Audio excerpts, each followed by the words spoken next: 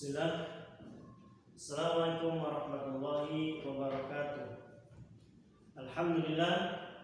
Alhamdulillahi wahda wassalatu wassalamu ala rasulillah wa ala alihi wa sahbihi wa man wala wa la hawla wa la quwata illa billahi amma ba'd. Allahumma inna nas'aluka ilman nafi'an wa rizqan thayyiban wa amalan mutaqabbal. Allahumma anfa'na bima 'allamtana wa 'allimna ma yanfa'una wa zidna ilma. Amma ba'd. Alhamdulillahirabbil alamin. Puji syukur atas nikmat Allah Subhanahu wa taala kepada kita semua, anak-anakku, anak STK Sunnah.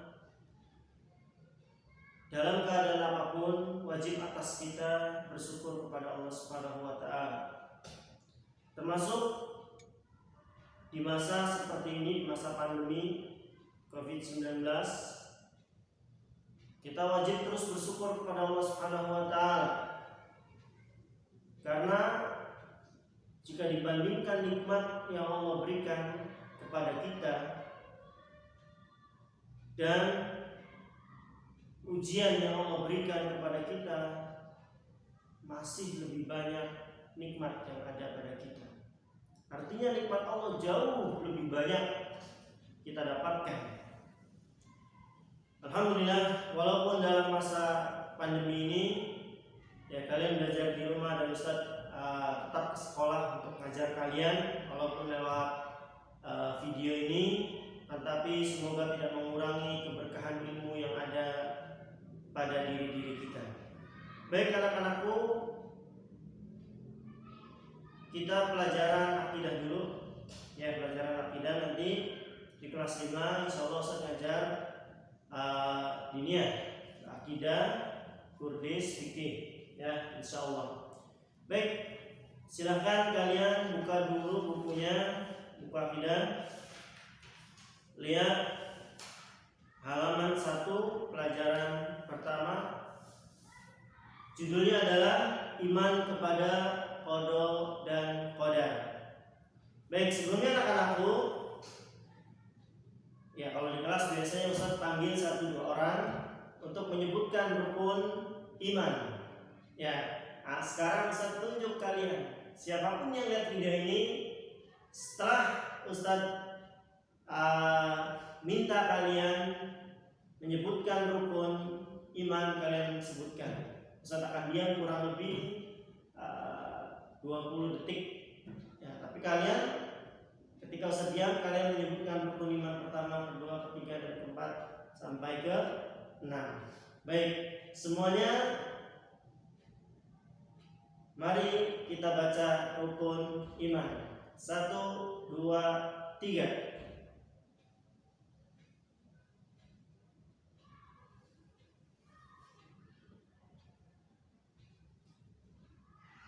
Sudah urut belum?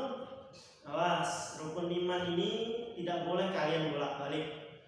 Ya, rukun iman, rukun Islam itu nggak boleh bolak-balik. Misalnya rukun iman dari sholat dari iman kepada qadar dulu, iman kepada malaikat, tidak. Harus urut. Yang pertama, setiap Senin ya kita baca di tausiah itu. Yang pertama iman kepada Allah.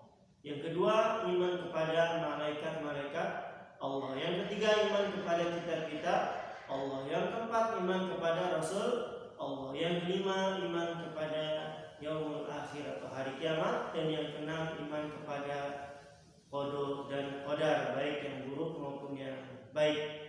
Nah, yang akan kita bahas adalah rukun iman yang ke berapa coba? Iya, yang ke-6. Kita rukun iman yang ke-6. Baik. Bismillah, kita mulai. Qada artinya keputusan yang telah ditetapkan Allah pada zaman azali. Jadi yang namanya qada adalah keputusan Allah yang ditetapkan sejak zaman azali. Kapan itu zaman azali? Nanti ada penjelasannya. Ya, ada zaman azali namanya, zaman azali. Kalian harus tahu kapan itu zaman azali. Qada adalah keputusan yang telah ditetapkan Allah pada zaman azali. Sedangkan qadar, kan tadi ada qada, ada qadar. Kalau qada keputusan yang ditetapkan Allah pada zaman azali.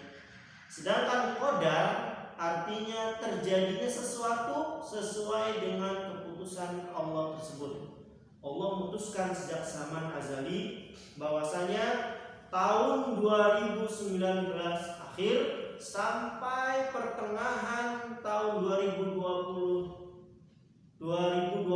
akan terjadi musibah di bumi ini dengan Allah kirimkan satu makhluk yang bernama corona.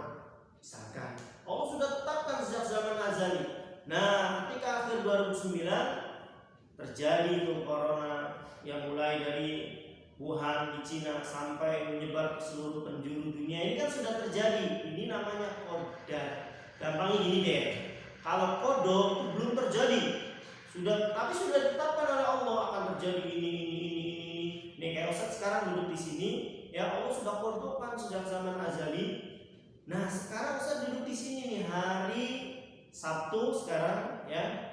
Tanggal 11, kalau Ustaz nggak salah tanggal 11, Allah qadakan Sabtu tanggal 11 bulan Juli tahun 2020 Ustaz akan duduk di sini mengajar pelajaran akidah bab 1. Dan ini sudah terjadi, Ustaz sudah duduk di sini, Ustaz sudah menjelaskan ini qadar karena sudah terjadi. Jadi kalau qada belum terjadi gampangnya sederhananya ya.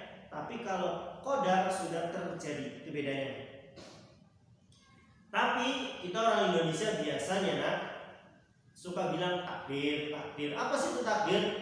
Takdir itu maksudnya adalah qada dan qadar. Jadi ketika sudah ditetapkan oleh Allah dan telah terjadi, itu takdir.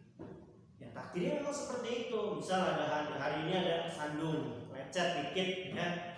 Nasallallahu salamah wa afiyah. Nah, Allah sudah tetapkan pada zaman azali dia akan kesandung pada hari itu, jam itu posisinya begini, dia akan terjadi di sini seterusnya dan terjadi. Ya, sudah qadar. Ya. Nah, dia sama temennya, kamu kenapa kesandung? Qadar Allah. Ya, takdir Allah ini sudah. Ini namanya maksudnya qada dan qadar. Semoga kalian paham. Ya, qada dan qadar sering disebut dengan istilah takdir. Ya, istilah takdir. Sehingga takdir dapat diartikan sebagai ketetapan Allah. Adapun yang dimaksud dengan iman kepada qadar meyakini bahwa segala sesuatu yang terjadi di alam semesta ini ya merupakan ketetapan yang telah digariskan pada 50.000 tahun sebelum Allah menciptakan langit dan bumi. Ingat, 50.000 tahun sebelum Allah ciptakan langit dan bumi, Allah tetapkan takdir seluruh makhluk. Kalau seluruh makhluk bukan hanya Ustaz, bukan hanya kalian, bukan hanya orang tua kita, bukan hanya guru-guru, semuanya makhluk Allah dari yang kelihatan termasuk virus corona Allah takdirkan 50.000 tahun sebelum Allah ciptakan langit dan bumi. Ditetapkan semua kapan dia muncul, kapan dia lahir. Ya, Ustaz pun dari zaman azali. Ya, tadi saya bilang zaman azali itu kapan? Zaman 50.000 tahun sebelum Allah ciptakan langit dan bumi. Ingat, satu lagi. Zaman azali adalah zaman 50.000 tahun sebelum Allah menciptakan langit dan bumi. Sudah ada kalian belum? Buru-buru. Langit dan buminya aja belum ada. Ya, belum ada apa-apa. Tapi Allah takdirkan seluruh makhluk, berapa manusia yang Allah ciptakan, di mana mereka akan lahir, siapa nama-namanya, ini orang tua siapa, ini anaknya nanti namanya siapa, Allah tetapkan kapan dia akan meninggal, dikubur di mana, selama di dunia dia ngapain saja ibadahnya, berapa makan, berapa kali, semuanya Allah takdirkan. Seluruh makhluk, jin, malaikat, hewan, tumbuhan, semuanya Allah tetapkan di situ. Ya, jerapah yang lehernya panjang Allah tetapkan, dia makannya di ujung daun-daunnya berduri yang nggak bisa dijangkau hewan lain, ya kan? Allah sudah tetapkan semuanya. Ya, 50.000 tahun sebelum Allah ciptakan langit dan bumi. Ini ilmunya Allah, anak-anak. Luar biasa luas, tidak terbatas ilmunya Allah. Sedangkan ilmunya kita, ya nggak tahu kita. Siang nih, Ustaz belum makan. Ya, makan siang Ustaz belum tahu nih Ustaz akan makan. Ya pasti siang saya makan nasi. Tapi kan Ustaz nggak tahu berapa butir nasi yang akan Ustaz makan. Lauknya pun nggak tahu, ya kan?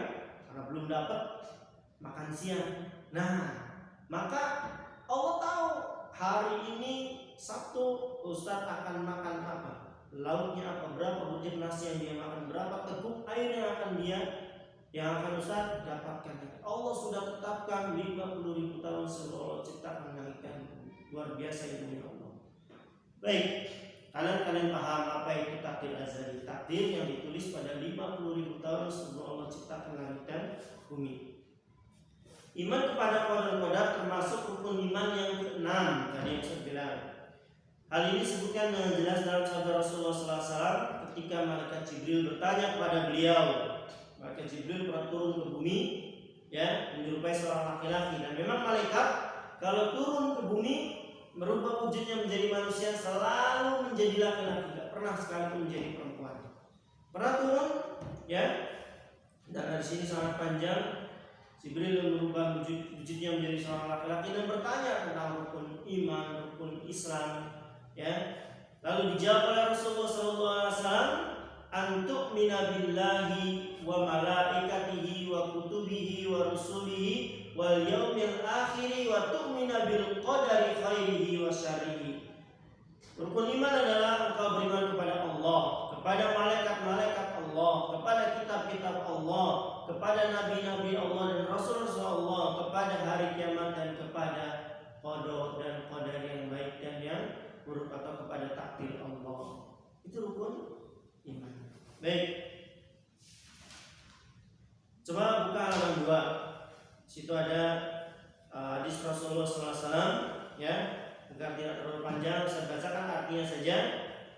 Kalian semua tanpa terkecuali, kata Rasulullah, sudah ditetapkan tempatnya nanti di surga atau di neraka.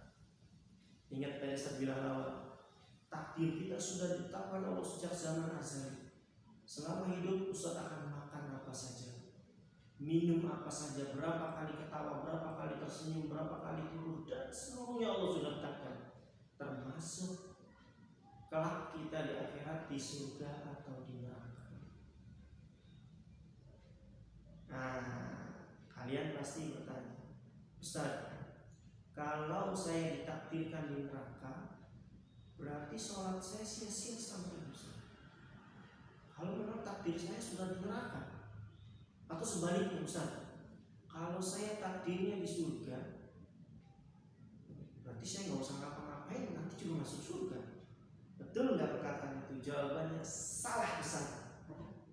Jawabannya salah besar. Pertama, dari mana kita tahu kita di surga atau neraka? Ustaz kan nggak tahu nih Ustaz akan ke surga atau naudzubillah min dzalik ke neraka. Kalian pun sama, di surga atau neraka nggak tahu. Ya, kita nggak ada yang tahu. Terus bagaimana? Kata Rasulullah SAW ketika ditanya oleh para sahabat, wahai Rasulullah, jika demikian, boleh kami bertawakal? Kami berarti diam aja dong Rasulullah. Nanti juga kalau waktunya masuk surga, masuk surga. Waktunya masuk neraka, nanti masuk neraka. Ngapain juga kita sholat bulan puasa, kita nahan lapar haus? Jawaban Rasulullah, kata beliau, apa? Beliau menjawab, tidak. Kalian harus beramal karena setiap orang dimudahkan dalam beramal. I'malu fakullun muyassarun lima khuliqa. Perhatikan anak-anak. Beramal saja sudah kita. Karena setiap kita dimudahkan untuk apa kita diciptakan. Sekarang saya tanya sama kalian. Misal, kalian ingat selama ini, kalian lebih banyak melakukan kebaikan atau keburukan? Ini yang tahu kalian sendiri. Ustaz pun yang tahu Ustaz sendiri. Coba diingat. Kalau kalian susah sekali melakukan kebaikan, hati-hati. Karena bisa jadi naudzubillah kita dikehendaki Allah menuju ke neraka. Kenapa?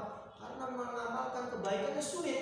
Nah, sekarang yang tahu kalian, coba kalau subuh susah atau mudah bangunnya? Susah, hati-hati. Waktunya sholat masih mainan, tanggung main gamenya, hati-hati. Tapi sebaliknya, alhamdulillah Ustaz, saya sholat tepat waktu, saya selalu di shaf pertama. Waktunya ngaji saya ngaji, Ustaz. Alhamdulillah. Waktunya membantu orang tua. Suara saya kalau ngomong sama mama, sama umi, sama abi, sama bapak, sama ayah, sama papa, suara saya pelanin, Ustaz. Alhamdulillah. Jangan-jangan kalian sedang dituntun oleh Allah menuju surga. Maka saya tanya sekali lagi, kalian ini selama ini lebih banyak melakukan kebaikan atau keburukan? Yang tahu jawaban kalian sendiri. Kalau lebih banyak kebaikan, alhamdulillah, bilang alhamdulillah dan terus istiqomah. Kalau keburukan, hati-hati. Ya, hati-hati. Jangan-jangan kita sedang digiring oleh Allah menuju ke neraka. Segera istighfar, segera perbaiki. Yang malas sholat, segera sholat. Ya, yang masih sholatnya harus disuruh-suruh, sholat masih disuruh-suruh, malu saja dengar gitu. Ada orang tua kalian, Ustaz, ini dibangunin sholat untuk marah, disuruh sholat marah. Bayangin, gimana kalau disuruh nyuci WC, disuruh ngepelnya, ini disuruh sholat. Gak capek sholat sebentar, waktu mainan kalian banyak 24 jam. Allah cuma minta 5 waktu, satu waktunya gak nyampe 10 menit kok. Kalian baca yang pendek, sebentar, cepat sholat. Ketika azan cepat sholat. Kalau udah selesai terserah kalian mau main, mau terbang, ya terserah, boleh, bebas. Ya, tentu harus tahu aturan-aturannya juga. Jangan saya penting sholat, yang lain saya pakai game, yang enggak juga. Ya, tetap kalian jaga aturan-aturan Allah dan kalian jaga aturan-aturan yang ada di rumah kalian. Patuhi, nggak boleh main dari jam sekian jam sekian, nggak boleh pegang HP dari jam sekian sampai jam sekian. Nah, itu dia. Baik, kita kembali ke materi. Jadi kata Rasulullah, sudah kita beramal saja dan setiap orang dimudahkan sesuai dengan amal yang dia untuk apa diciptakan. Kalau kita diciptakan untuk jadi penghuni surga, insya Allah kita mudah dalam beramal soleh. Kalau na'udzubillah kita dikehendaki Allah masuk neraka, na'udzubillah, iya dan bila nas'alullah salamah wa afiyah, biasanya orang itu mudah melakukan maksiat dan susah melakukan kebaikan. Hati-hati dong.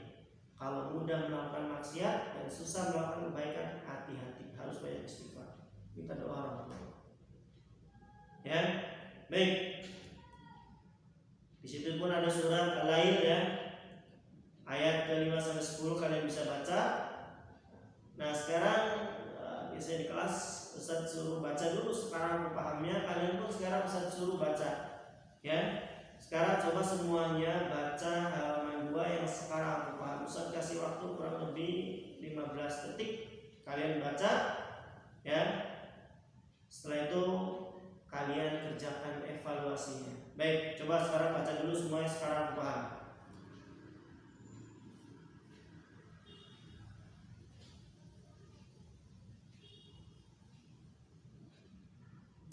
Sudah ya? Baik, sekarang evaluasinya nanti kalian kerjakan seperti biasa, ada di halaman 3 dan halaman 4 tuh. Ya, ada cuma 3 bagian kalau di situ. Ya, soalnya insya Allah mudah-mudah sekali.